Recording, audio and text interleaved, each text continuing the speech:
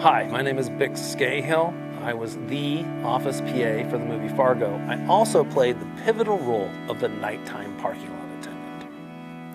Well, the interesting thing about Fargo was I was hired as an office production assistant, which is a very official title for somebody who just makes copies and makes coffee. I make coffee and copies. That's generally what I did. So when I read the script, I saw that there was this role that had one line. It was the nighttime parking lot attendant, and the line is, "May I have your ticket, please?"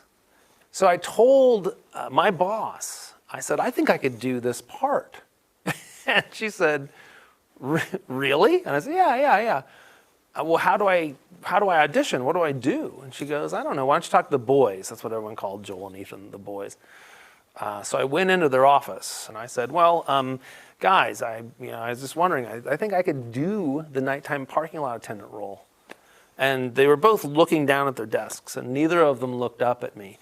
And Ethan said, "Well, you're going to have to audition." So a couple of days later, I just stuck my head in their office again. And I said, "May I have your ticket, please?" And again, they were looking down at the desk, and neither of them looked up at me. And Ethan just said, "Brighter, more happy." And I said, "May I have your ticket, please?" And Ethan said, "Yeah, you can do it." May I have your ticket, please? When people talk to me about my scene, they say, "Oh, when you got shot by Steve Buscemi," I'm actually not shot on camera.